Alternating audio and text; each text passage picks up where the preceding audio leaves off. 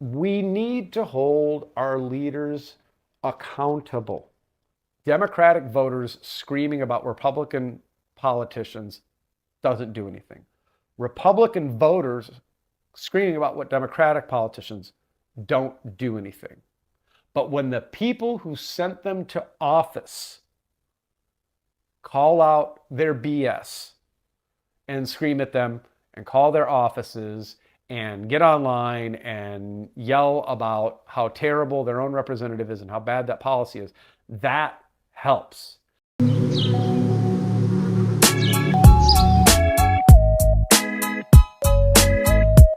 Everything we're doing here is for both the people on the left and the people on the right who are not happy with the way their party is behaving and the way they're acting.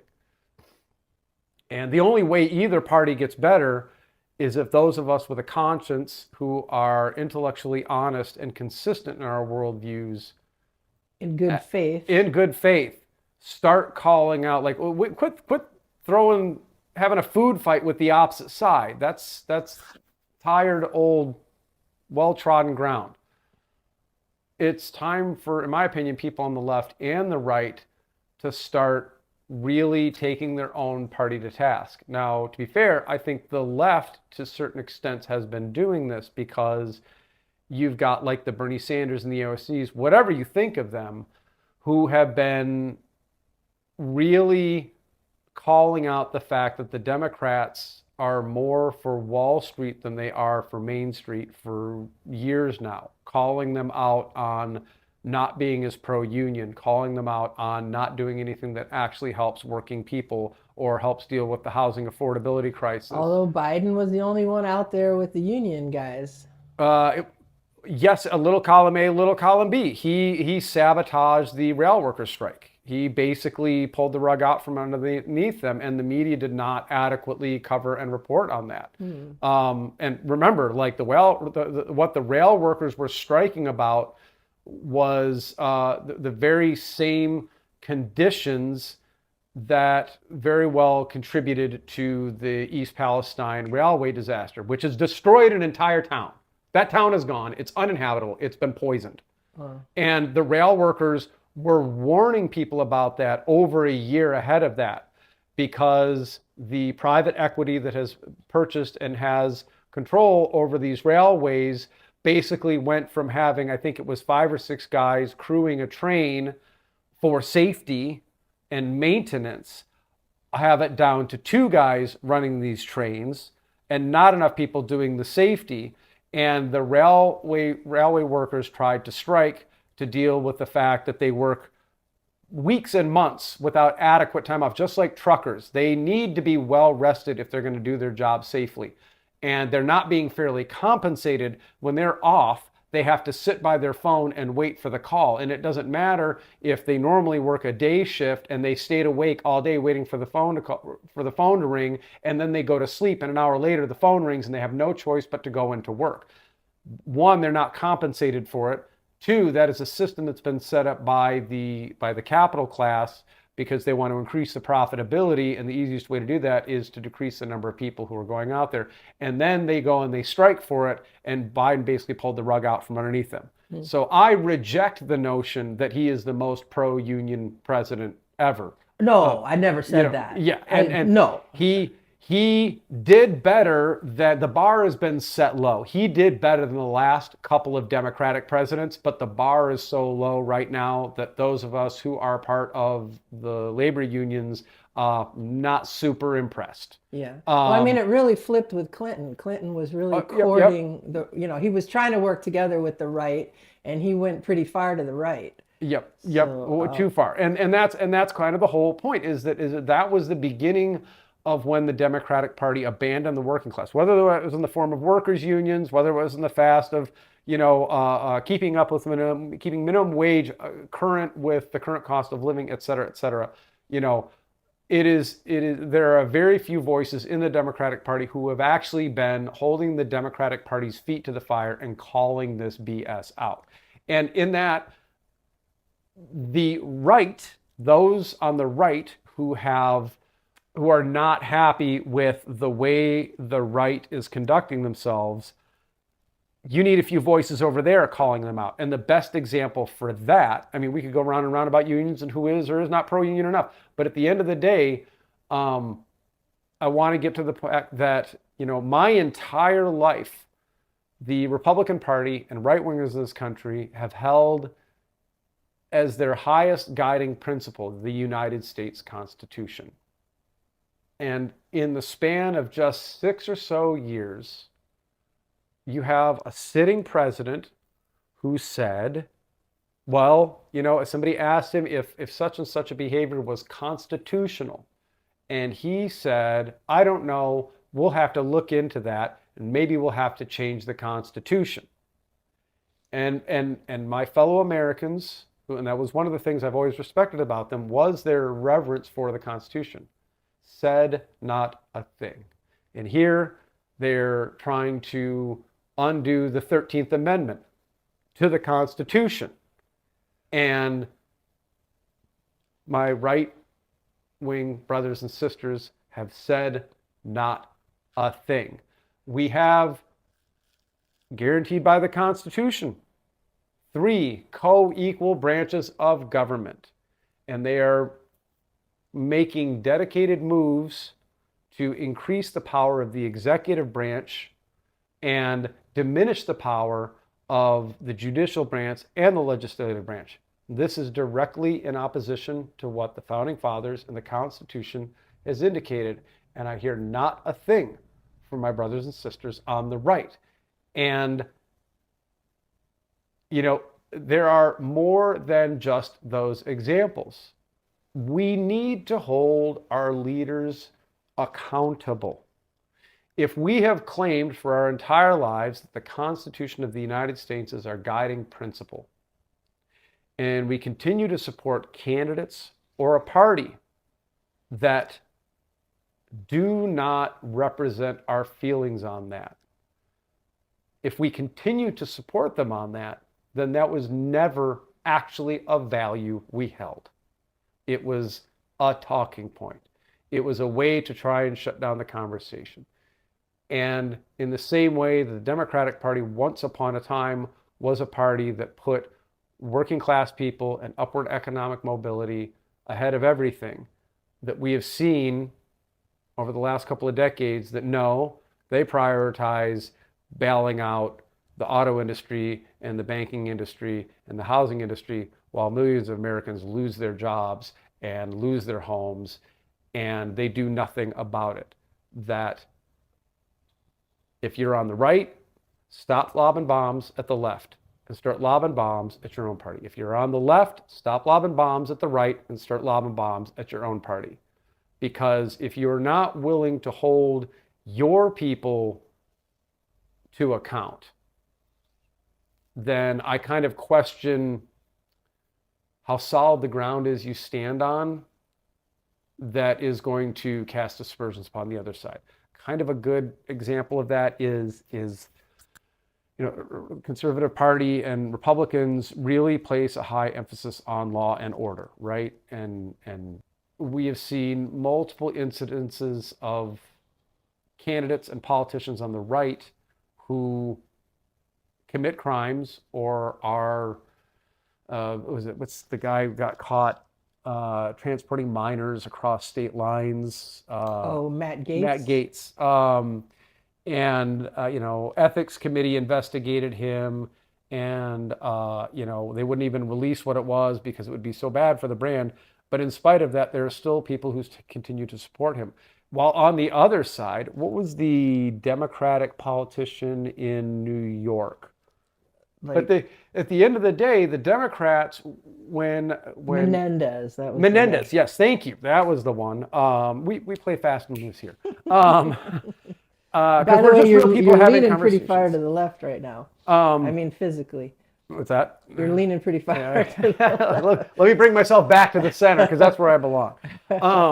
But at the end of the day, there have been multiple cases where Democratic politicians have been caught with their fingers in the cookie jar or whatever, and they've been held account. Now, have all of them to the degree we would like? No.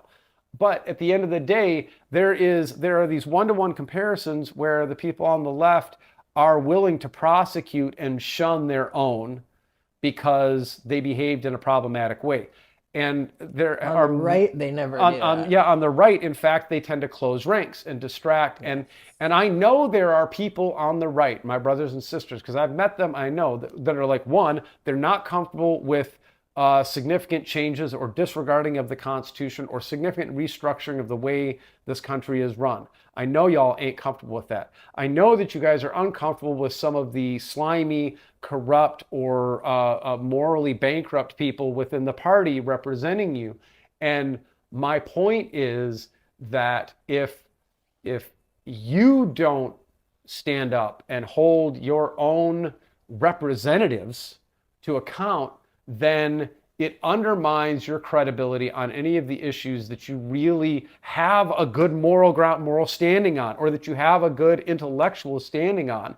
If you're going to stand for the child molester or the drug addict or the philanderer or the tax dodger, just because he will vote the way you want, well, that's your representative. That's who you are choosing to represent your values and your beliefs, which means your values and your beliefs are not as strong as I know they are with some of you. You got to call your own people out. And again, the same thing on the left. And let's put it this way. When I call out people on the left, I got a lefties in my life and they're not happy with it and they don't like it, but I'm still going to be heard. I'm still going to say what this person did was wrong. What this person did was bad for us.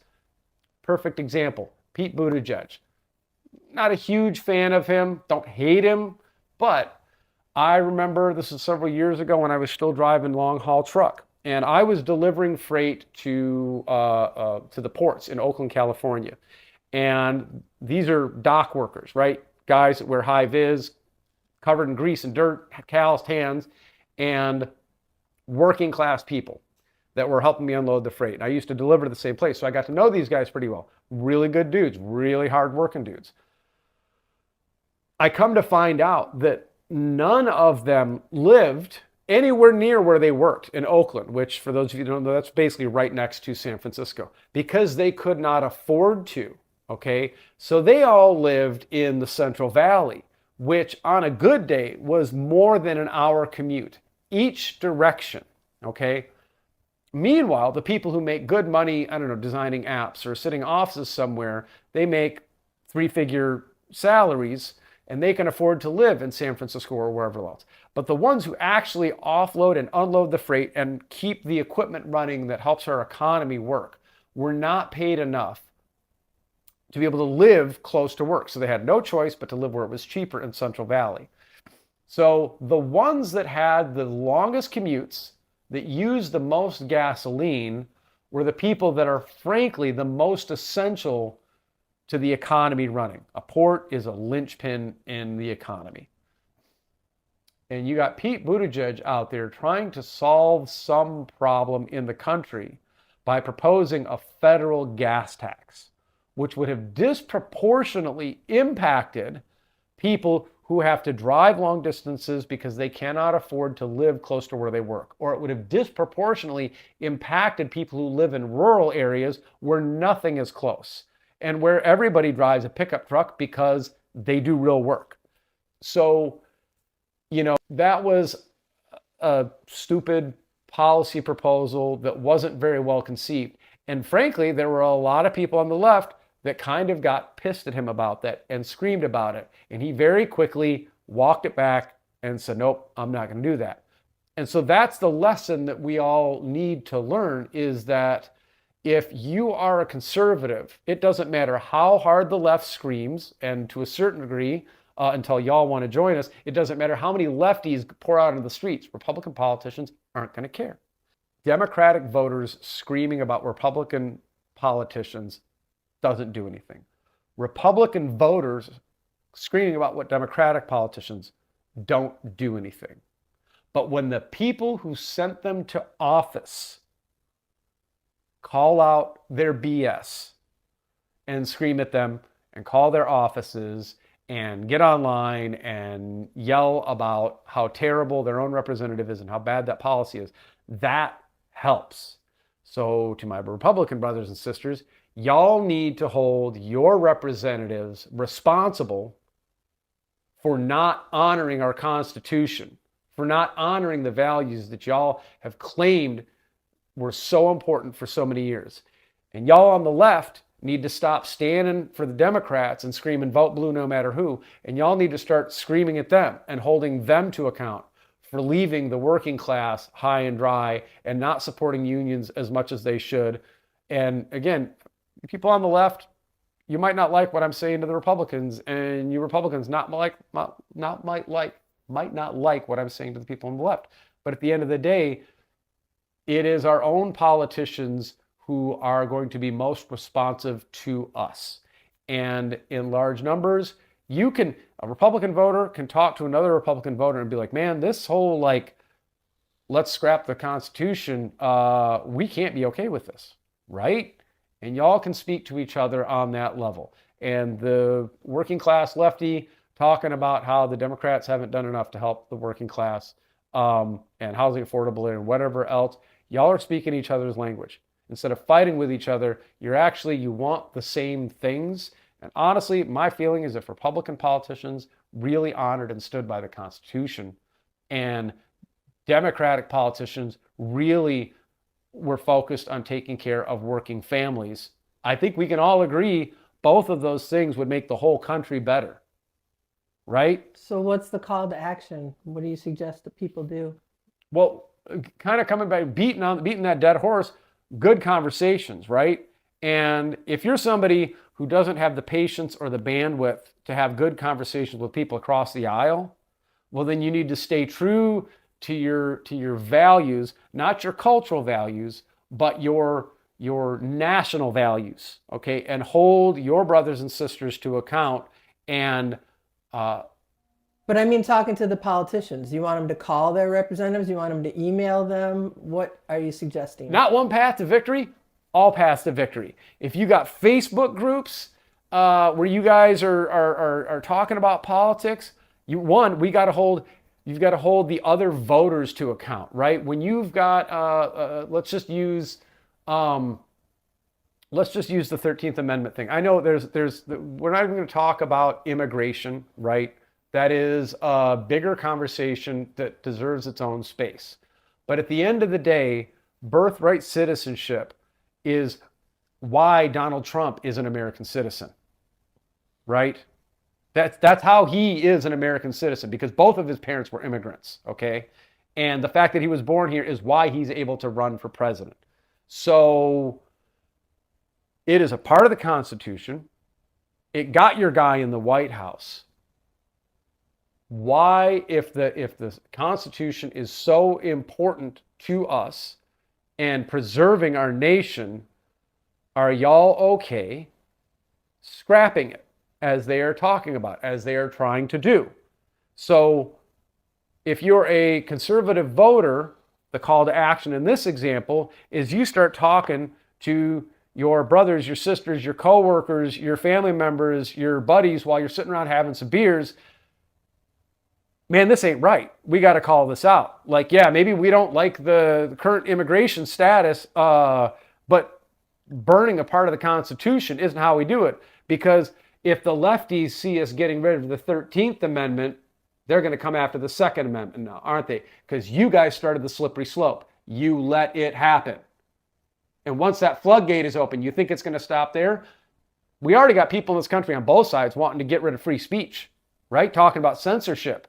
You get rid of the 13th Amendment, you just made it easier for any of those other things, or freedom of press. We get rid of any of it. It's a slippery slope. That's how that works. You guys have been saying that for years. So you need to be consistent with that. So what I'm talking about with a call to action is we need to hold each other to account. When you've got that buddy or that friend who shares your worldview, who came up in the same zip code as you, who likes doing the same things as you, and voted for the same guy as you, when you hear him say something that is fundamentally unconstitutional and against American values, you need to call him out and be like, man, that is some BS. Just because you don't want those people to be in the country. There's another way to do it. There's another way to do it. Messing around inside the Constitution is not that way.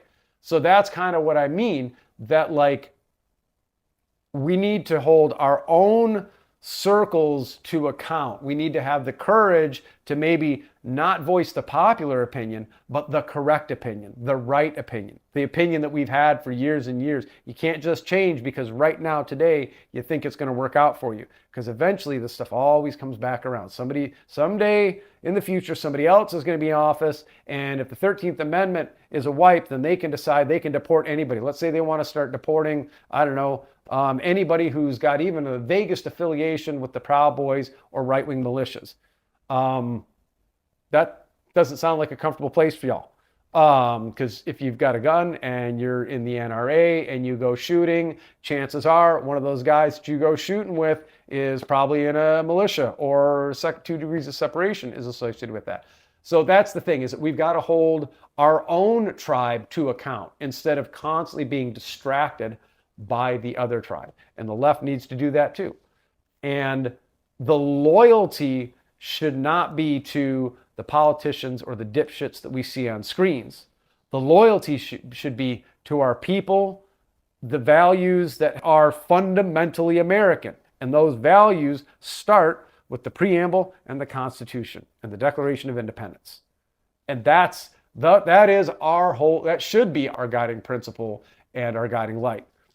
So, I don't know if that answers your question. And then beyond that, once you've had those conversations with the people in your tribe to be like, wait a minute, this thing we're doing isn't in alignment with our values, isn't good for our country because it sets a dangerous precedent. That's at the point when either you go into your Facebook groups and now you're not just talking to your buddies over a beer, you guys are talking to the people in your online communities. And then from there, then you're reaching out, sending letters or calling your representatives and being like, what the hell are you doing? You're talking about scrapping the Constitution or disregarding it. Like, those are the mechanisms. And then beyond that, if there's a local organization that is in your community that you are inclined to get involved with, then there's that too. There's all these different things we can do. And it even could be contributing to various things. I mean, one thing that, I don't care if you're on the left or the right, I'm just going to throw this out, an organization that I think is worth contributing to is an organization called Represent Us. And there's also Democracy Forward. Both of these organizations, they're nonpartisan, they're not left and they're not right, but they are trying to implement through various means something called ranked choice voting in America. That's something maybe I can cover deeper detail, but basically part of the problem with our country right now is we've been divided into two parties. It's either left or it's right. And so instead of us having good conversations about the right ways to get stuff done, we end up backing into our camps and having a food fight with one another. Ranked choice voting completely breaks that system. Right now, a lot of us, there's a historically unprecedented level of support for a third-party candidate in this country right now. Dozens of polls have shown that. It's never been at higher numbers than it is right now, because we see that both parties aren't fully working for the vast majority of us. The problem is the way the system is built right now, it is nearly impossible for any third-party candidate to win. Ranked choice voting has already been passed in a minimum of 2 states. I know Maine and Alaska, and there are 37, 38 states where it could be passed with just a voter's ballot initiative. There are organizations out there on the ground trying to get the signatures together to make that happen. Represent Us and Democracy Forward are trying to get this implemented. And the way it would work, and it is, you can administer it in different ways, but what happens is instead of you go Democrat or Republican, and those are your only 2 choices, you could have an extreme Democrat, a moderate Democrat, an extreme Republican, a moderate Republican, and then let's say a Libertarian or a Green Party candidate or a Working Families candidate. And they go through their campaign and you get to hear all their ideas. And let's say the extreme Republican makes you a little uncomfortable. The moderate Republican, let's say that's your guy. So he's your number 1 choice. And then let's say the libertarian candidate, like, he's got some good ideas. You're not sure that he could win, but you're going to make him your second choice. And you know what? That moderate Democrat, they actually seem like a good person with good character, and they've actually got some good ideas. And man, they threw that zinger at the extreme Democrat. So he's your third choice. And then let's say the other two candidates you don't even like. You're not required to put those names down. But let's say you want to put them down and you can put them in order. The way it works is that on voting day, everybody goes in and they rank their candidates in order of least favorite, from most favorite to least favorite. And they tally all the votes. If one candidate gets more than 50% of those votes, there's your representative. But we know American politics, that's not likely to happen. At which point, by process of elimination, they started getting rid of the person who had the least votes out of everything, and then they retabulate. And they do this until you've got one candidate that has more than 50% of the vote. Now, it sounds more complicated than it is, but at the end of the day, it does this neat little trick. The candidates that do best right now under the current system are the ones who tend to go the most extreme to either end, because you've got your primary, right, which is where you've got a bunch of Republican candidates, and then we come together and we choose the one we want. Statistically, every time, the only people who participate in primaries are the most politically engaged.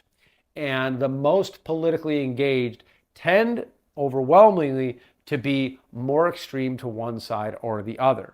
So what you end up with is a very extreme conservative candidate and a very extreme Democratic candidate. While the moderate candidates, the moderate Republican and the moderate Democrat, never even make it to the final election. So ranked choice voting brings moderate, common sense people back into contention for running. And so that's the other call to action that I would do, is check out Represent Us or Democracy Forward and maybe throw a few dollars at them or offer to volunteer or whatever. So, again, it's not one path to victory, it's all paths. Some people have that energy and that time and the ability to go out and knock on door to door for somebody that they like. Other people are just good at getting online and engaging in those conversations. Other people are good at just sitting around with their buddies and talking some common sense over beers, whatever it takes. But at the end of the day, we need to stop attacking the opposite party and start holding our own parties to account, because that's one of the things, that's where all the poison pills and the conversations that have broken down in this country have made it virtually impossible for the majority of people on the left to talk to people on the right. And that contributes to the division. So let us hold the people on our own side to the values that are best for all of us. Because I know people on the right are not terrible people. They want their economies and their communities to be strong. They want their families to be healthy. They want safety, they want security, and they want America to do well. And guess what? Newsflash. People on the left want the exact same thing. But the way we talk about it has been fundamentally broken.